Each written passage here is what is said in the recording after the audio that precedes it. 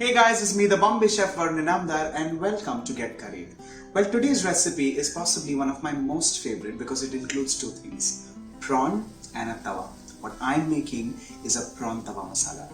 There are 2-3 ways in how you can process the prawn. You can of course keep it with shell. You can remove the shell, which is also called a peeled prawn or a shelled prawn, or you can retain the head and remove the skin.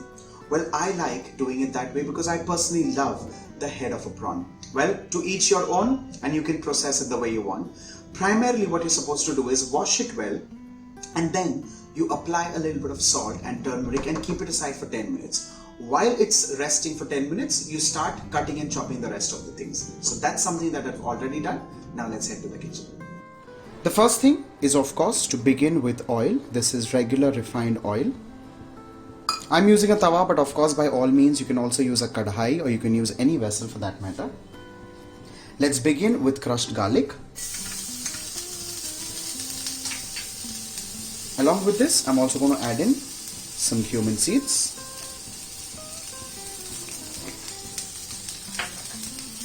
A touch of asafoetida, which is also known as Jhinga. It's very important because it kind of takes care of all digestive issues. With this, I'm also adding in curry leaves and crushed green chillies.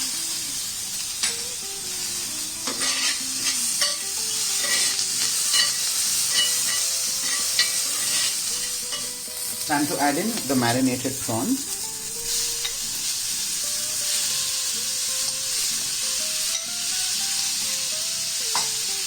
And to this, I'm immediately going to add in red chili powder,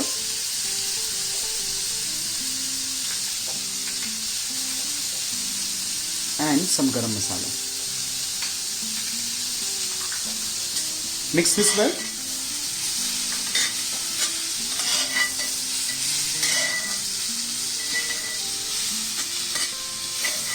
You need to of course do this on high flame because if you lower the flame, the prawn will start releasing its moisture or its liquid, and then it'll become extremely soupy. You're not looking at that at all. You can add in just a little more of oil because you don't want it to stick here and there. And just spread it all across the pan so that it cooks, rather sears at the bottom.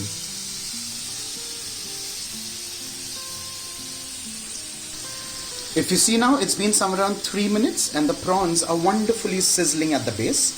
Do not keep stirring time and again because you don't want it to kind of break in pieces. Very carefully, right from under it, you turn it like so. Well, if you're not comfortable working in something that is flat like a tawa, like I said earlier, by all means you can also do this in a kadhai. Of course, if it's an iron kadhai, then it just adds into the wonderful taste of the tawa masala. Another 3 minutes and this should be wonderfully done. So overall, around 6 to 8 minutes is just perfect for succulent and juicy prawn. But otherwise, if you like it a little more well done, well, let me say that, maybe a little more charred, a little more tandoor like, then 8 to 10 minutes is just perfect. But remember the fact that the flame should always be high. With this, finally, I'm just adding in some more green chilies because I love my spice. A touch of coriander. And with this, your tawa masala or tawa jhinga is done and ready.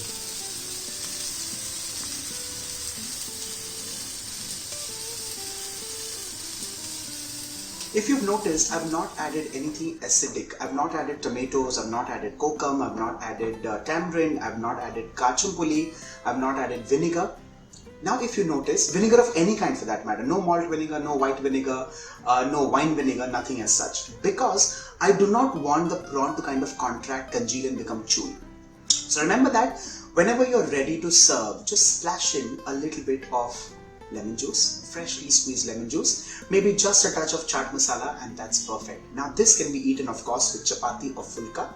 I eat it with varan bhat, with dal rice or with khichdi. Trust me, you don't need anything beyond that. On that note, do not forget to like, share and subscribe to Get Curried, and for more such recipes, stay tuned.